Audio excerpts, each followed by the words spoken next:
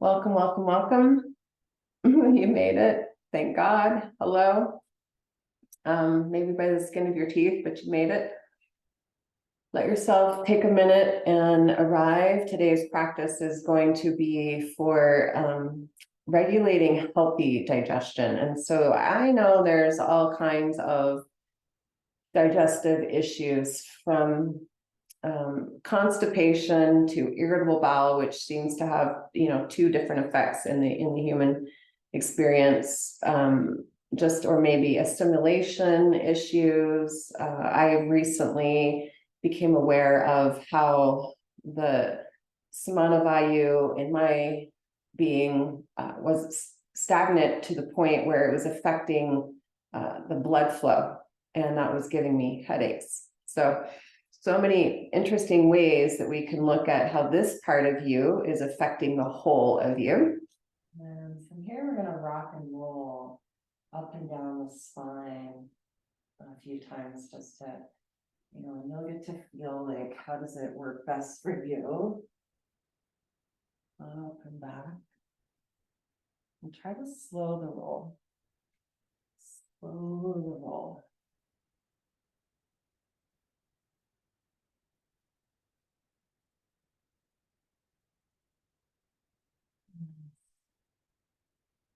This is going to take us up to where we started, one of those very early poses called Navasana boat pose, seated.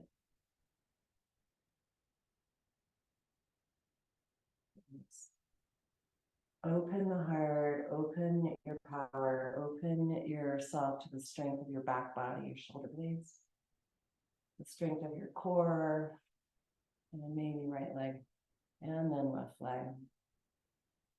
I'm still holding on to my legs.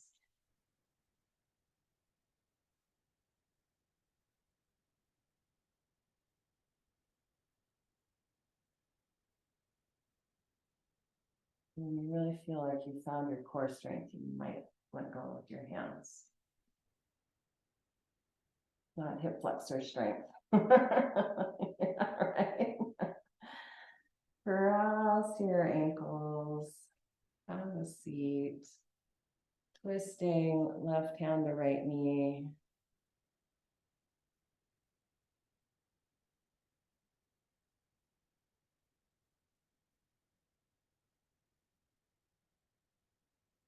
Inhale, center, and exhale left. We're another really active core practice in a week. It's a 45-minute flow, digestion flow, really different practice. There's two in this short period of time for you. All right, I'm doing great. I'm going to take a blanket and a normal fold for the blanket, and then another half fold for the blanket, and it's going to go right down there on the floor. And then we're going to take the pointy hip bones and put that down onto your blanket. And come down with your forehead to the backs of your hands. And just imagine they're on a massage table here. And you get to relax and let go. That gentle support right up under your hips is going to broaden the lumbar spine area. Also going to rock the belly and give it a little more weight, that solar plexus, where the base of the ribs meets your mat. And just resting your third eye to the back of your hand, your forehead. Try to relax any tension in your neck, your head, your shoulders, your lower back, your belly, your feet.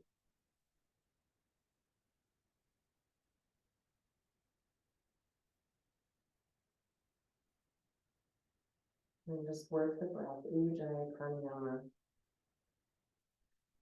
We've got a ton of biofeedback, a lot of biofeedback here to help you feel where the breath is. And you get to disperse it in a way that feels really nurturing.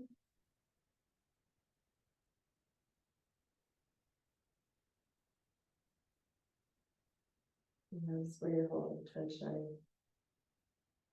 For me, it's time. I'm gonna tuck my toes and I'm gonna push the toes down, but stretch the heels long. I want to stretch out my hip flexor region. And remember that your psoas starts at the base of your ribs. So try to lengthen one heel from the base of that rib and then bring that knee back down.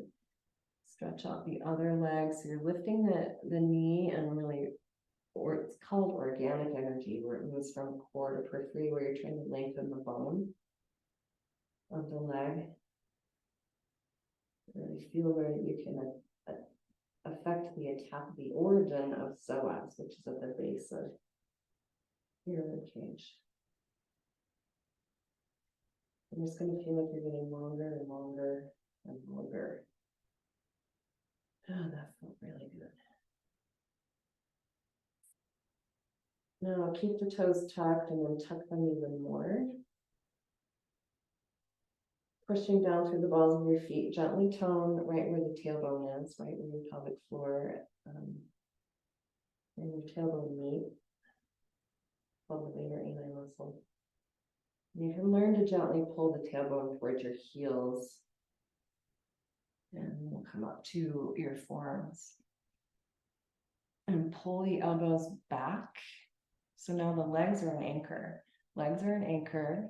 The tailbone's an anchor. And instead of moving the heels, the legs, we're going to pull the belly muscles towards the elbows, towards the ribs, and then up towards the heart. Now give that a big, long, deep breath.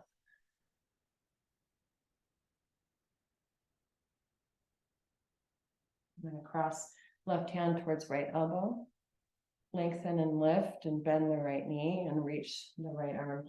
Thumb up, thumb out and up.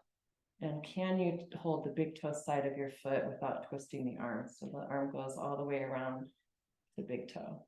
If that doesn't work, do what works.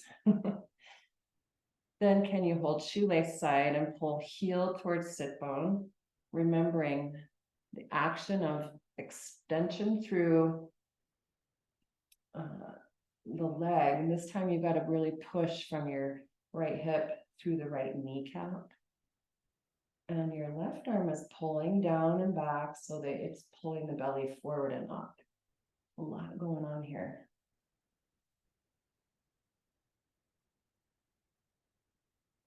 And keep the actions in the core as you release.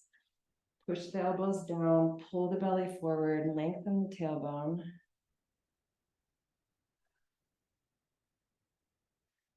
Cross right hand over towards left elbow, lengthen, lift, and bend the left knee. Thumb up, thumb wide. Wherever you get to, maybe you don't even get your foot, but can you now try to lengthen the left femur bone from the hip to the knee? Ooh, deep breaths.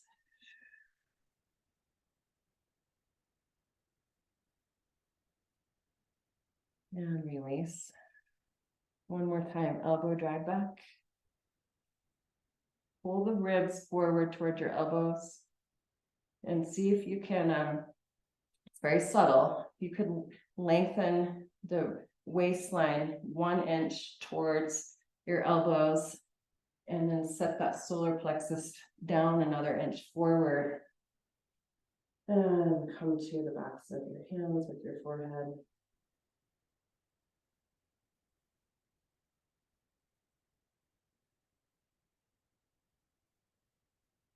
Gravity, as I mentioned, is really one of the biggest challenges we have in the human body. And when we sit and we slouch, or we ride bikes, or we hike and we wear backpacks, or I don't know, you fill in your blank. But we consistently shorten the waistline, and even in the core strengthening, it gets shorter. And lengthen it out. Now let's try both legs, okay? So you're gonna see what you can do to lengthen, lift, and bend both knees without putting undue pressure in your lower back. So remember the tailbone. And can you also let your solar plexus, so I got my hands on the floor, can you let your solar plexus hold you? So you're gonna breathe into it and use it like a massage. Directing breath into the lower back and wide through the ribs.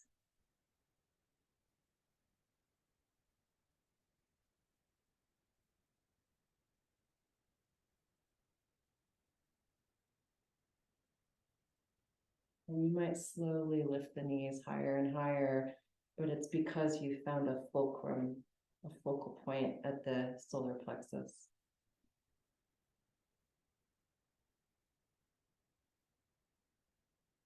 And the glutes are strong, lifting up through the feet. Point the legs, point the shoes nice side down, and curl up into a little cobra. And this should feel super good.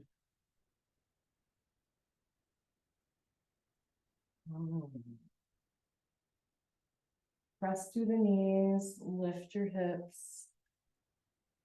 Walk the hands 2 to 3 or 4 handprints forward as far as you can, keeping hips over knees.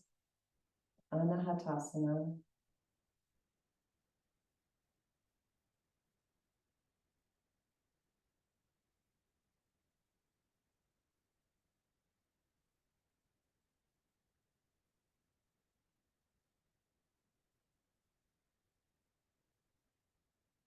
Inhale, walk the knees forward.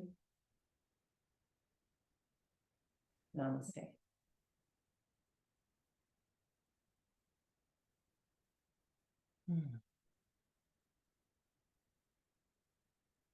Thank you.